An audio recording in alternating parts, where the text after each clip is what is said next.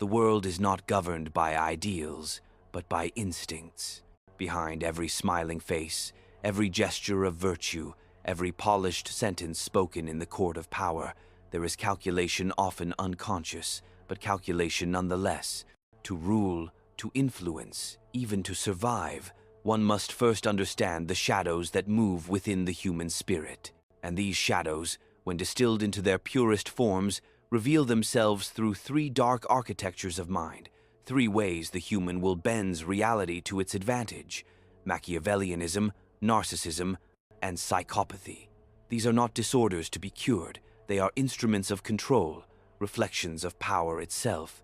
They live within all of us. Some suppress them, others master them, but no one is untouched by their presence. The Machiavellian lives in the theater of strategy. His faith lies not in truth, but in perception, not in morality, but in results. He speaks the language of manipulation as fluently as others speak love. He knows that the world bends not to honesty, but to intelligence disguised as sincerity. To him, virtue is a mask, a necessary illusion to disarm the naive and charm the ambitious. He trusts no one completely, yet makes others trust him entirely. He studies the weakness of men as a general studies terrain before a battle, mapping the vulnerabilities of their hearts, their egos, their fears. For him, betrayal is not evil, it is merely timing miscalculated. In his mind, loyalty is a contract, not a covenant. He knows that those who rely on affection are governed by it. Those who manipulate affection command it. But the Machiavellian's strength lies not only in deception, it lies in restraint. He rarely acts out of passion. He waits for the perfect alignment of opportunity and advantage. Patience is his sword, silence his armor. He knows that most men reveal themselves when they are desperate to prove their virtue, while he conceals himself by pretending to seek none. In this way, he controls outcomes without appearing to do so. His art is the art of invisible war, to conquer without blood, to command without title, to win while others believe they have won. Then there is the narcissist. The mirror is his kingdom. Every glance, every conversation, every alliance exists to feed the reflection of his importance. He hungers for validation, not as vanity, but as survival, because without it, his identity dissolves.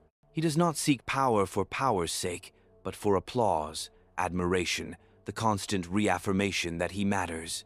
He builds empires of image, not substance. His charm is magnetic, his confidence intoxicating. But behind the brilliance lies fragility, a constant fear of irrelevance, a terror of invisibility. The narcissist is the actor who cannot leave the stage, even when the play has ended. He lives through the eyes of others, but never truly sees himself. Yet the narcissist has his own form of power. His charisma can mobilize crowds, his certainty can seduce institutions, his self-belief can turn fiction into reality. When disciplined, this vanity can evolve into vision, for who else would dare believe they can bend the world to their image? Many leaders have ruled nations, not through wisdom, but through the conviction that they were chosen by fate. But the moment admiration fades, the narcissist decays. For without an audience, his kingdom turns to dust, and the reflection in the mirror becomes his executioner. And then the psychopath, cold, fearless, unburdened by guilt or empathy. He does not manipulate for love of control, nor seek admiration for his ego. He moves through life like a blade, efficient, detached, pragmatic. He sees emotion as weakness, morality as a story told by the powerless to tame the strong. He operates beyond the reach of conscience, guided only by advantage and instinct. Where others hesitate out of fear, he acts. Where others crumble under guilt, he thrives in chaos. He is the pure strategist of survival, unencumbered by hesitation, unbound by remorse. The psychopath is not always the killer or the criminal. Sometimes he is the executive who fires 1,000 to save a company, the soldier who obeys without question, the surgeon who cuts without trembling. His strength lies in detachment, his flaw in emptiness. For though he wins every battle of logic, he loses every war of meaning. Power to him is control, victory, a necessity.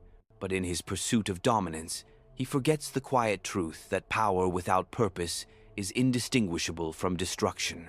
And yet, what if these three are not separate?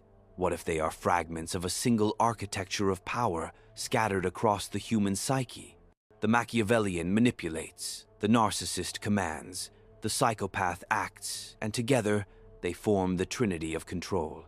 The strategist, the performer, and the predator, each feeding the other, each necessary for dominance in a world governed by perception and fear. The Machiavellian sees through masks. The narcissist wears them, the psychopath rips them off. Together, they embody the full spectrum of leadership in its most primal form: intellect, charisma, and courage fused into one dangerous whole. But the question remains, which one are you? When cornered, when betrayed, when ambition burns through the last layer of morality, which mask does your soul reach for? The cunning of the manipulator, the radiance of the ego, or the cold precision of the predator? For make no mistake, every human being wears one of these shadows when the stakes rise high enough. The difference lies not in possession, but in mastery. Do you control your darkness, or does it control you? The modern world rewards those who can blend these forces. The most powerful men and women are not the pure, they are the composed hybrids. They know when to charm and when to terrify, when to wait and when to strike, when to appear generous and when to turn ruthless. They are fluent in contradiction, gentle in demeanor, brutal in decision. They do not ask permission from morality, they use it as a language to control those who do. They are not gods, but architects designing systems where their weakness becomes invisible and their strength eternal. You may reject these shadows, claim moral superiority, or retreat into the comfort of ideals. But ideals do not rule, they inspire those who are ruled. Power has never belonged to those who fear their own darkness. It belongs to those who can look into it and not flinch, those who can wield their shadow as a weapon without letting it consume their humanity. The world does not reward innocence, it rewards strategy disguised as virtue. You can love peace, but you must understand war. You can speak of truth, but you must know deception. You can seek justice, but you must be prepared to play politics. So, before you ask which of these dark personalities you are, ask instead, which one do you need to become to survive? For power is not about preference, it is about adaptation. Every situation demands a mask. Every battle demands a weapon. And in this age of noise, distraction, and deception, only those who understand the darkness of human nature can rule it and through it command the world. The script begins with a dissection of illusion. The world is not governed by ideals, but by instincts. In this opening line, the voice establishes the foundation of political realism. It rejects moral abstraction and exposes what Machiavelli himself called verita effettuale, the effectual truth of things. Here, the narrator doesn't merely describe humanity, he unmasks it. Every smile, every polite exchange, every act of virtue becomes an act of theater, a performance orchestrated by instinct rather than integrity. This is not cynicism for its own sake. It is an acknowledgement of how civilization functions beneath its polished manners. Ideals decorate the stage, but instincts write the script. The tone is surgical. The speaker cuts through pretense with a kind of serene cruelty. To rule, to influence, even to survive, one must first understand the shadows that move within the human spirit. Notice how survival, influence, and rulership are placed in one continuous breath, implying they stem from the same principle, mastery of the hidden drives within men. The phrase, shadows that move within the human spirit, personifies darkness as something alive, mobile, strategic. Power, therefore, is not external, it is internal, a result of how one navigates one's own instincts and manipulates the instincts of others. The introduction of three dark architectures of mind, Machiavellianism, Narcissism, and Psychopathy, transforms psychology into political geometry. The word architecture implies structure, design, deliberate formation, not chaos.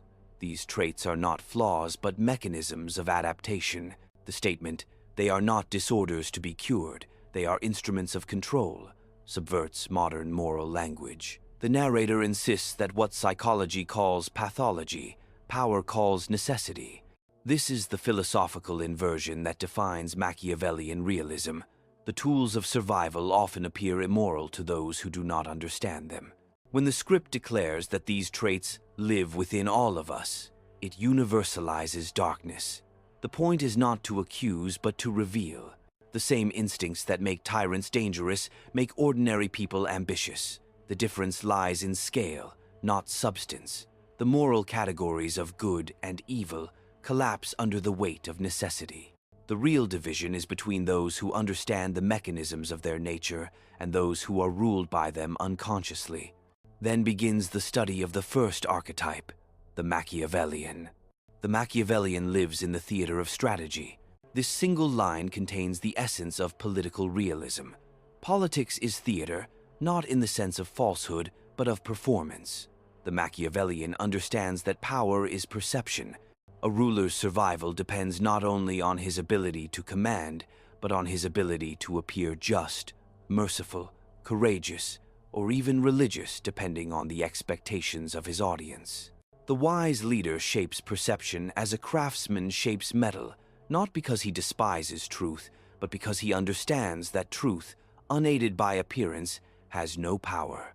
The Machiavellian's rejection of morality in favor of results mirrors the idea that outcomes define virtue in politics. In a world of competing wills, intentions are irrelevant. Success itself becomes the proof of wisdom, failure the mark of naivety. Yet, this detachment from idealism does not mean chaos or cruelty. The Machiavellian is not driven by passion.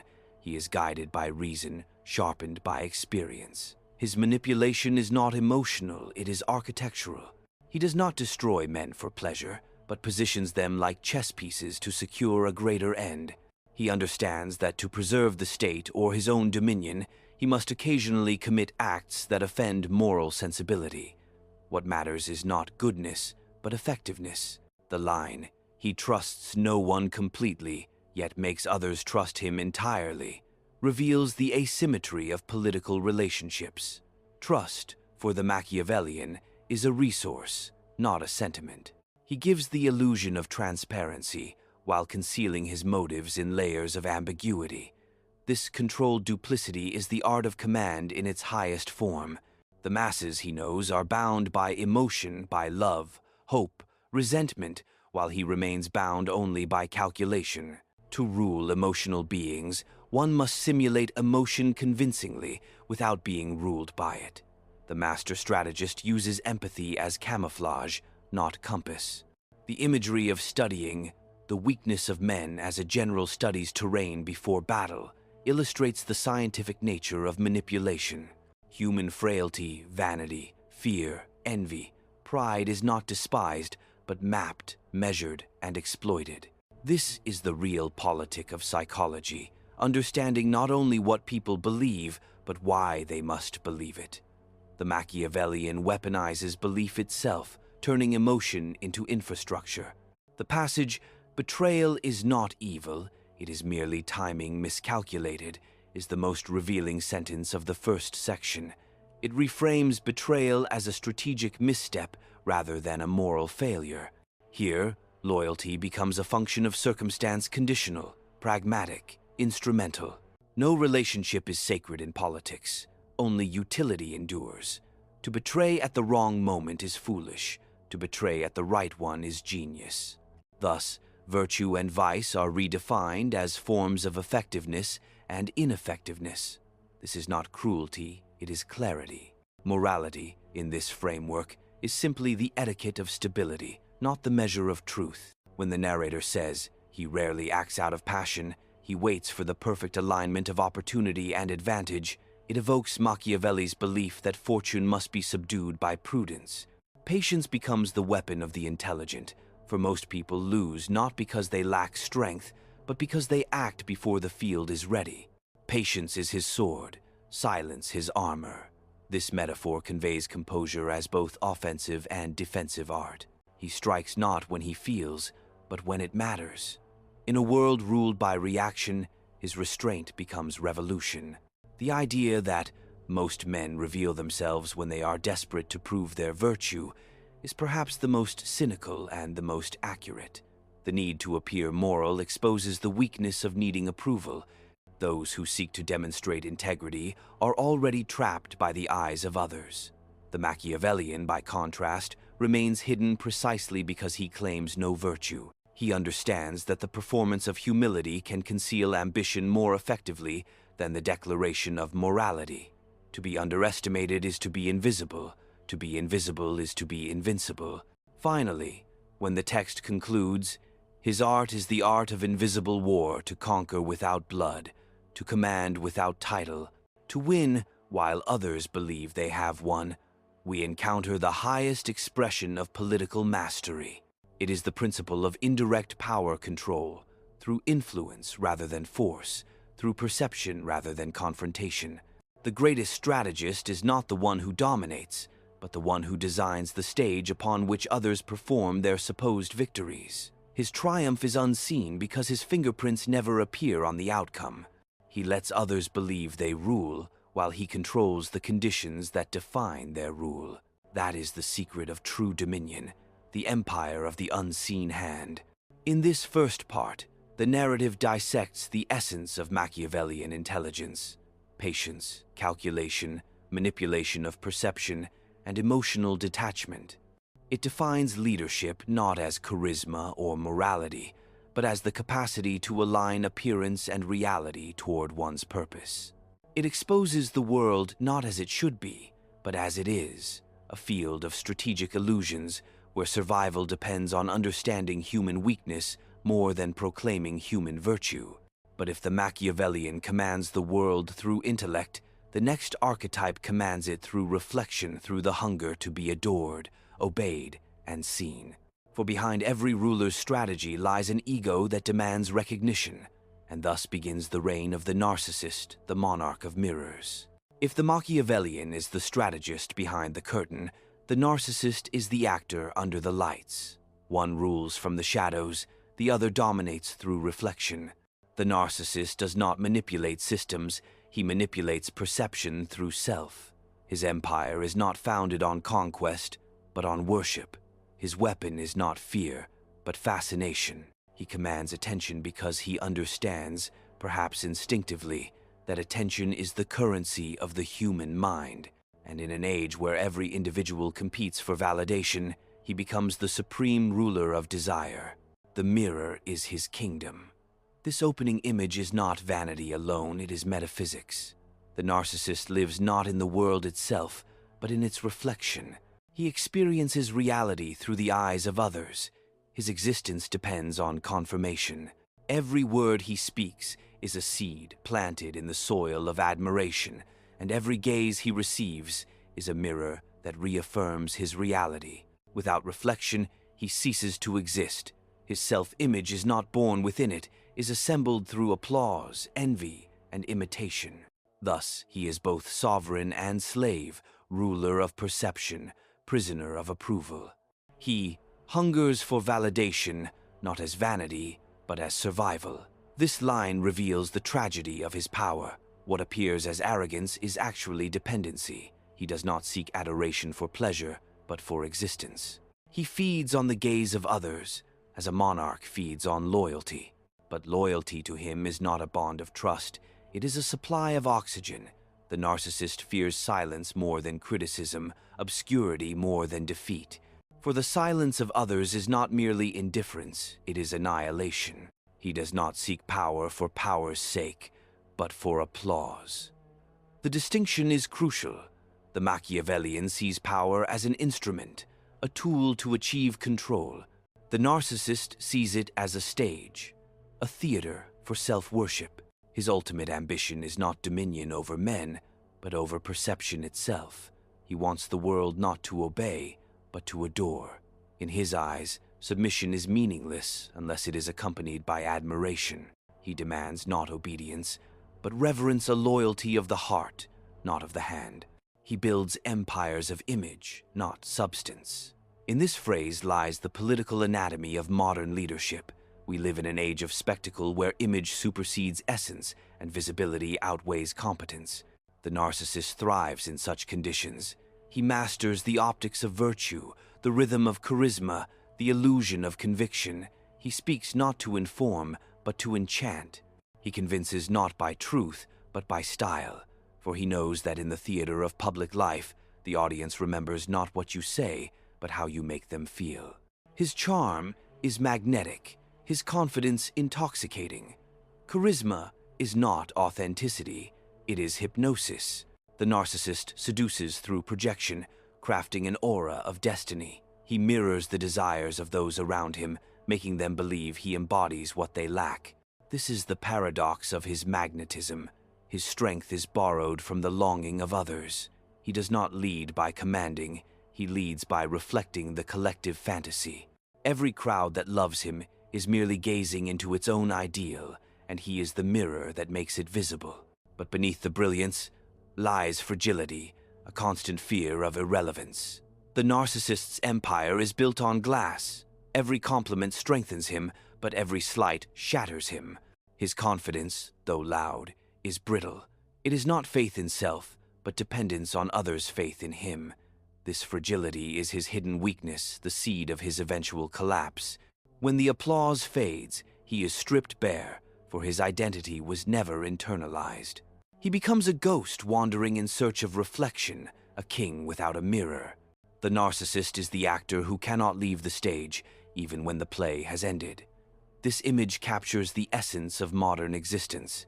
Many who believe themselves free are still performing, unable to detach from the audience they've built. Their sense of self has been externalized. They exist only in feedback loops of admiration and envy. The narcissist's tragedy is universal, the sickness of needing witnesses to feel real. It is not merely psychological, it is political. For societies that worship appearance over substance will inevitably choose the narcissist to lead them. He lives through the eyes of others, but never truly sees himself. The blindness here is spiritual. He can read the emotions of others with surgical precision, yet his own emptiness remains invisible to him. His empathy is tactical, not emotional. He senses what others need to hear, not because he cares, but because it feeds his reflection. He performs generosity not to give, but to receive the image of a giver. Even his virtues are instruments of self-preservation. Every act of kindness is another coat of polish on his mirror. Yet the text grants him power. His charisma can mobilize crowds. His certainty can seduce institutions. His self-belief can turn fiction into reality. This is not flattery, it is observation. The narcissist's delusion, when combined with intelligence and timing, becomes force. His belief in his own destiny becomes contagious. His confidence infects the hesitant. His vision rallies the directionless.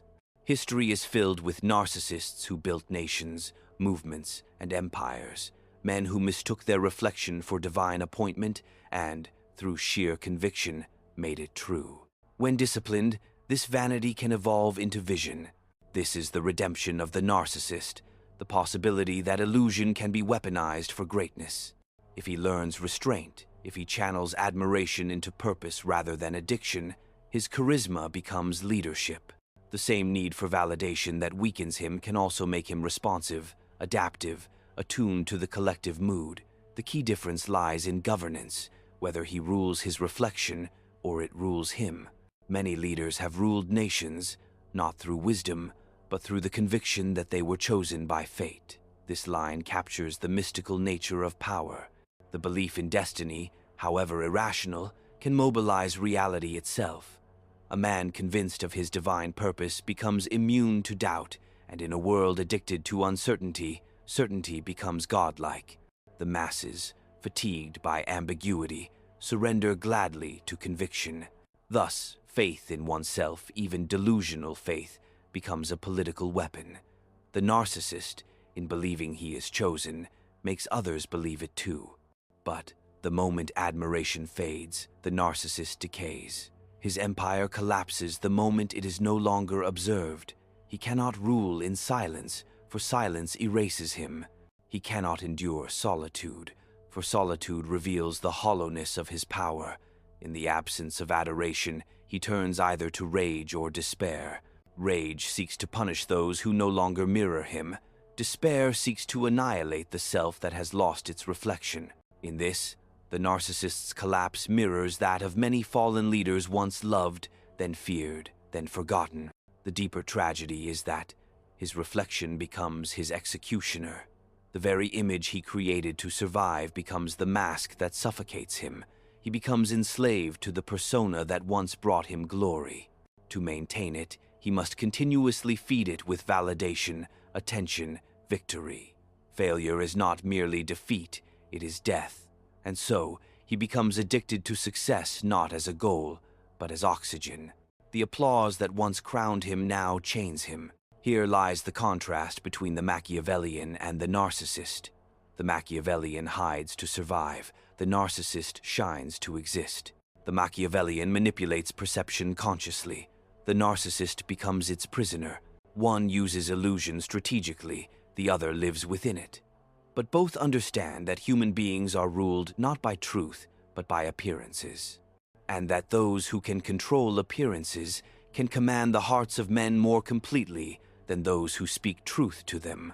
Yet beyond the mirror of the narcissist stands a darker reflection, still a figure who does not seek admiration, nor disguise intent, nor crave applause. He does not manipulate emotion, he amputates it. He does not dream of destiny, he executes necessity. Where the Machiavellian plots and the narcissist performs, this one acts with surgical precision, without remorse, without hesitation. He is not seduced by morality or illusion. He is the embodiment of pure control, stripped of sentiment. He is the psychopath, the cold architect of fear.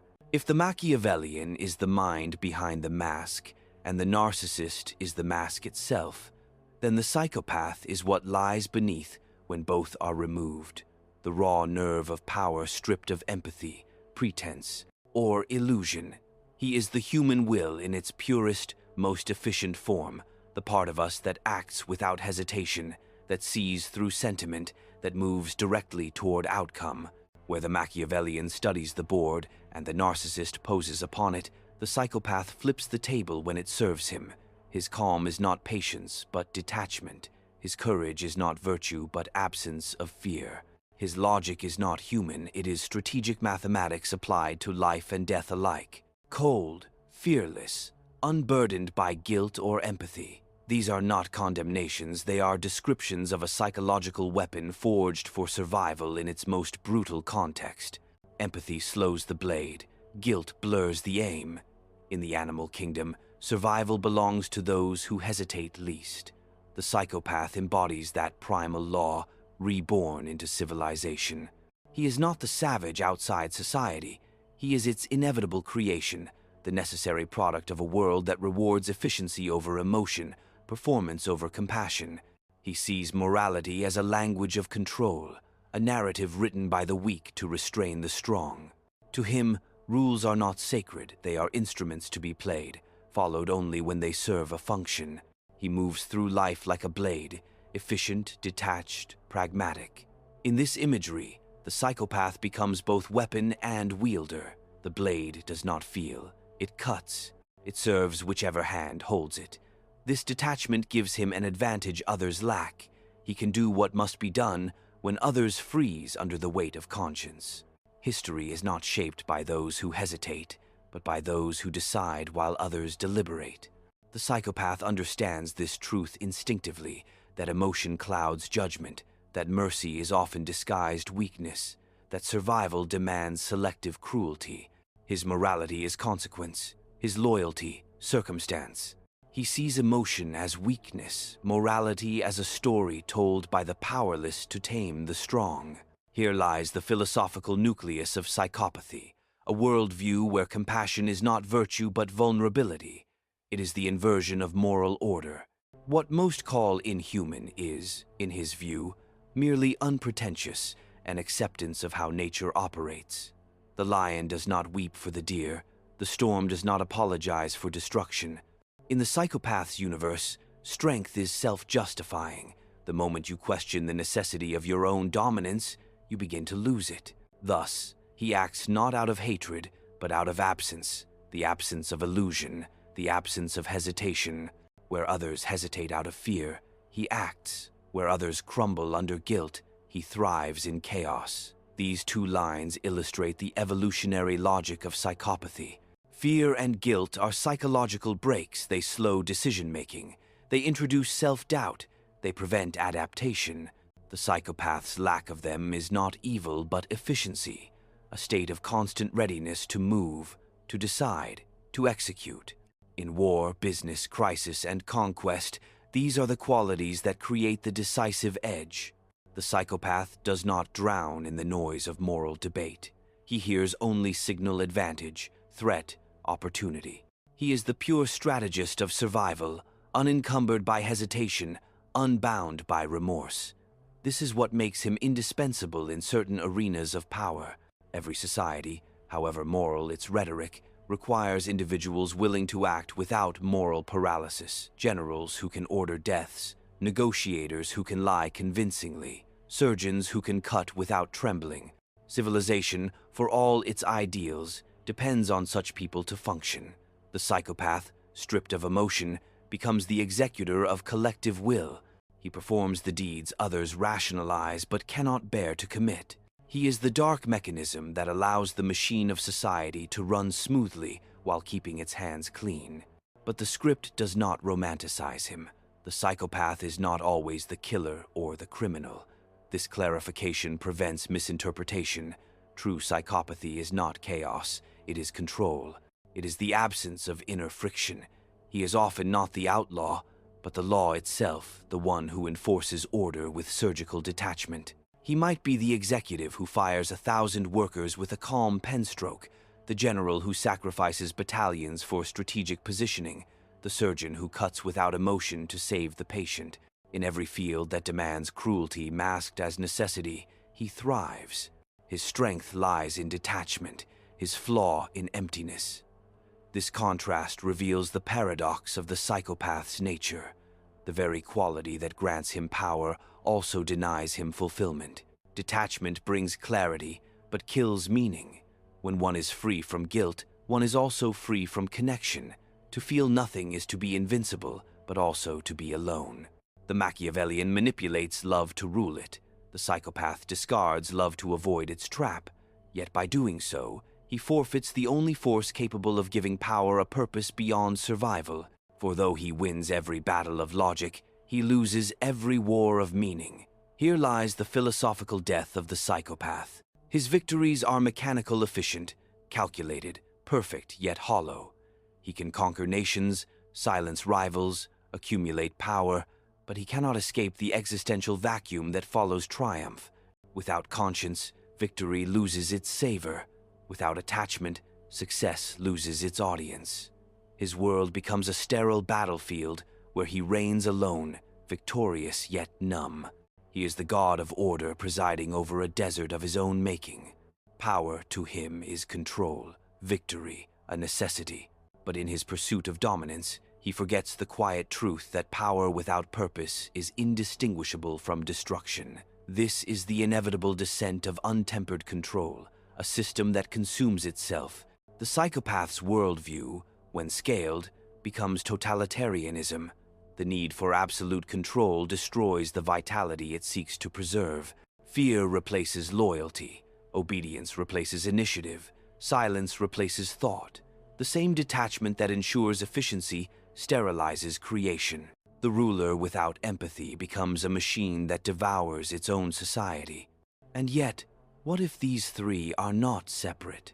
With this question, the narrative transitions from analysis to synthesis. The text refuses to keep these archetypes isolated. It suggests they are components of a single architecture of human dominance. The Machiavellian manipulates, the narcissist commands, the psychopath acts, and together they form the trinity of control. This synthesis reframes the discussion from psychology to political anatomy. Each archetype is a different organ of the same organism. The Machiavellian is the mind calculation, the narcissist is the face charisma, the psychopath is the hand execution.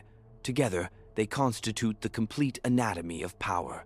The strategist, the performer, and the predator, each feeding the other, each necessary for dominance. This triad expresses a law of equilibrium within political power. Intelligence without charisma breeds invisibility. Charisma without ruthlessness breeds fragility. Ruthlessness without strategy breeds chaos. Only their combination sustains empire. This principle applies not only to rulers, but to every form of leadership in statecraft, business, or personal relationships. The balance of mind, appearance, and will defines the potency of any individual in the hierarchy of control. The Machiavellian sees through masks, the narcissist wears them, the psychopath rips them off. This triadic line summarizes the evolution of self-awareness within the hierarchy of darkness. Each figure represents a deeper stage of disillusionment with human nature. The Machiavellian plays the game, the narcissist becomes the game, the psychopath ends it. The progression is not moral but existential, from cunning to spectacle to void. Together, they describe the cycle through which power passes before it collapses or renews itself. This trinity does not merely exist in rulers, it exists in every human being, in miniature. They live within all of us, the script said earlier, and here that idea returns in full. The Machiavellian whispers when you calculate outcomes before speaking. The narcissist stirs when you crave acknowledgement for your virtue. The psychopath awakens when you suppress empathy to protect yourself. Each arises when the conditions of survival demand it. The question is never whether they exist within you, but which one governs you in moments of pressure. Thus, when the narrator asks, "Which one are you?" it is not an accusation but an invitation to self-diagnosis. When stripped of moral costume, the self reveals its political anatomy. Are you the thinker who plans beneath smiles, the actor who feeds on admiration, or the executor who feels nothing? The mirror is turned inward not to condemn, but to awaken awareness of your own mechanism. For only through recognition of one's inner tyrant can one prevent being ruled by it. And yet, this revelation carries danger. To know one's shadow is to risk becoming it. Many who study manipulation begin to manipulate unconsciously. Many who analyze control begin to crave it. Power, once understood, seduces through its clarity. Knowledge of the dark triad does not free you, it tests you. It tempts you to choose between mastery and submission to the same forces you claim to observe. The narrative now stands at its midpoint between analysis and reflection, between psychology and philosophy. Having dissected the three archetypes individually and woven them into a single structure of power, it must now turn outward to explore how this trinity manifests in the real world, in governments, corporations, revolutions, and relationships. For these dark mechanisms are not confined to individuals, they are the DNA of institutions themselves. Thus begins the next movement, the fusion of the dark triad into the machinery of the modern state, where strategy, vanity, and ruthlessness converge to rule nations. When individuals ascend to positions of control, their inner architecture becomes the architecture of the state. Every leader is a mirror through which the psyche of the governed reflects itself. Every government is a projection of the collective human condition. The Machiavellian intellect designs the system. The narcissist animates it with spectacle, and the psychopath enforces it with precision. Together, they build a machine that runs not on justice, but on balance, a delicate equilibrium of manipulation, adoration, and fear. This is how societies survive chaos, not through virtue, but through controlled vice. The modern state is a theater of order masking perpetual conflict. Its institutions claim to protect, to serve, to enlighten, yet beneath these banners lies the same ancient calculus of control. The Machiavellian sits at its core, drafting policies that stabilize appearances while advancing invisible agendas. He does not lie, he frames truth. He crafts language that neutralizes outrage and turns emotion into compliance. His art is not persuasion, but containment. Through laws, bureaucracy, and information, he transforms chaos into manageable illusion. To him, the citizen is not an individual, but a variable, predictable, influenceable, expendable. In his world, the purpose of rhetoric is not to inspire, but to pacify. Then enters the narcissist, the face of the machine. He transforms power into personality, governance into theater. He knows that in an age of spectacle, people do not follow principles, they follow symbols. The crowd does not need logic, it needs emotion. It does not crave policy, it craves performance. The narcissist fulfills this hunger. He embodies the myth of leadership, the savior, the visionary, the unshakable figure upon whom the weak project their longing for certainty. His speeches are sermons, his failures repackaged as destiny. He becomes not merely a ruler, but a reflection of the people's desire to be ruled beautifully. The psychopath ensures that both survive. He enforces the illusions crafted by the Machiavellian and worshipped by the narcissist. He is the arm of necessity, executing decisions without remorse, silencing dissent without hesitation. He ensures stability through fear disguised as order. When the ruler must act decisively, when law must override empathy, it is the psychopath who moves. He does not debate the morality of his acts, he ensures their efficiency. He turns ideals into mechanisms, promises into protocols, and chaos into submission. His detachment becomes the operating system of governance. The fusion of these three creates what might be called the functional tyranny, a regime not of overt oppression, but of subtle control. It does not need chains, it needs narratives. It does not burn books. It floods minds with noise.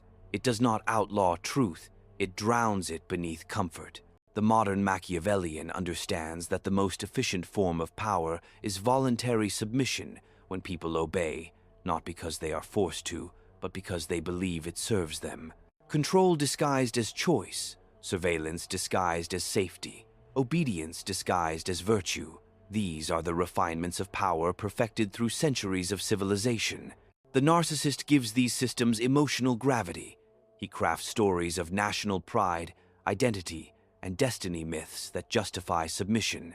His charisma humanizes control. The people forgive his failures because he embodies their aspirations. His image becomes the bridge between oppression and love. They will defend him even as they suffer under him, for to doubt him would be to confront their own delusion, and the more his image is adored, the more invisible the machinery behind him becomes. The psychopath, meanwhile, ensures that mercy never outweighs function. When the crowd grows restless, he applies fear with surgical precision, enough to remind them of the price of rebellion, but never enough to spark revolution. He knows that total terror breeds chaos, but calibrated fear breeds obedience. He engineers crises when necessary, for crisis unites the population under authority. He creates enemies foreign, ideological, or internal, because the presence of an enemy justifies surveillance and control. Through the manipulation of fear, he transforms instability into dependency. Together, they form the anatomy of every enduring empire. The Machiavellian builds the foundation. The narcissist gives it a soul. The psychopath enforces its continuity.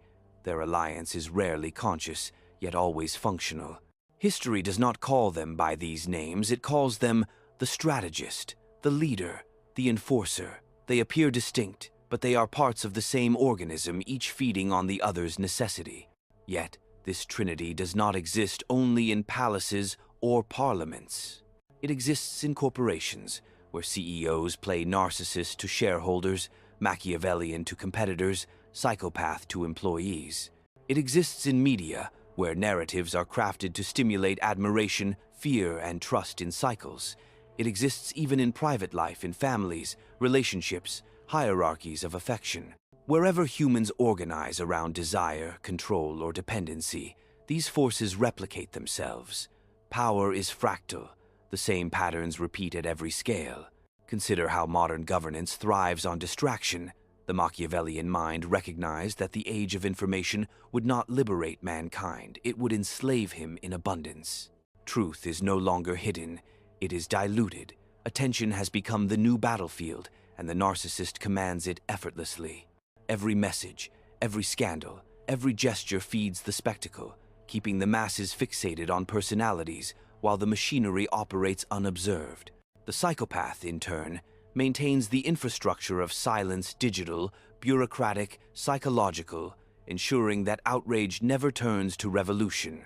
Thus, control becomes decentralized but omnipresent, a system of managed freedom. People believe themselves liberated because their chains are invisible. They mistake expression for autonomy, consumption for identity, and opinion for power. The new ruler does not need to suppress rebellion. He manufactures it, monetizes it, and recycles it into loyalty. The more one believes they are resisting the system, the deeper they sink into it. Such is the genius of modern control: rebellion without threat, revolution without consequence. The script's earlier assertion that power without purpose becomes destruction now gains context. The purpose of modern power is no longer conquest, but preservation. Preservation of influence, stability, and control itself. The Machiavellian designs systems that survive their creators. The narcissist ensures they are loved, the psychopath ensures they are feared. Together, they make tyranny self-sustaining, eternal, shapeless, and accepted. And yet, within this machinery lies fragility. For every system built on illusion carries the seed of collapsed truth. Sooner or later, the mask slips, the performance falters, the blade turns inward. The Machiavellian grows arrogant, believing his manipulation flawless. The narcissist grows desperate for greater applause, stretching his myth until it breaks. The psychopath grows restless, mistaking destruction for strength. Every empire decays not because it is conquered, but because its architects lose control of their balance. When the Machiavellian loses patience, he becomes the psychopath ruthless without foresight. When the narcissist loses admiration, he becomes the Machiavellian calculating without inspiration. When the psychopath loses control, he becomes chaos itself, an agent of ruin. The stability of the Triad depends on the equilibrium of deceit, desire, and discipline. When one dominates, collapse begins. History's greatest falls, Rome, Versailles, Berlin, were not moral failures, but structural imbalances within this trinity of human nature. To understand this is to see beyond ideology. Systems are not moral entities, they are mechanisms of survival. Whether democracy, monarchy, or dictatorship, all obey the same laws of influence, vanity, and control. What changes is only the mask, the Machiavellian writes, constitutions instead of decrees. The narcissist campaigns instead of conquers. The psychopath enforces order through algorithms instead of armies. The essence remains constant.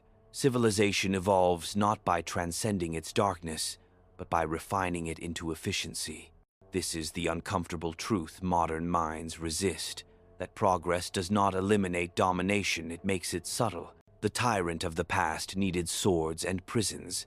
The tyrant of the present needs only attention and consent. The more civilized the world becomes, the more refined its instruments of control grow. Power no longer needs to display brutality, it only needs to shape perception. Freedom becomes theater, and the audience applauds, unaware they are performing too. But the narrative must now turn inward again, for beyond institutions and systems, the trinity of power operates within each individual. The same dynamics that govern nations govern our inner life: manipulation, vanity, detachment. The battle between these forces determines whether a person becomes master of self or slave to impulse. To rule a state, one must first rule one's own contradictions.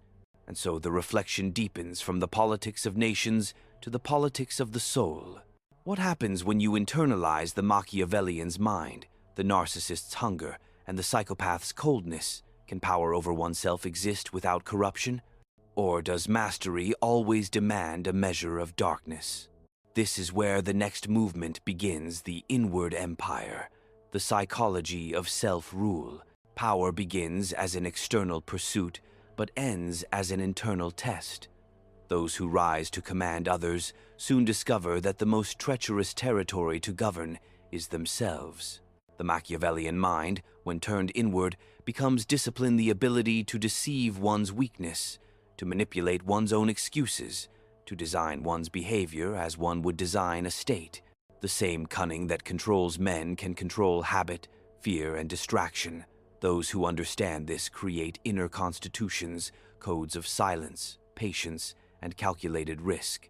They learn to shape their impulses through strategy, to make reason the ruler and emotion the minister.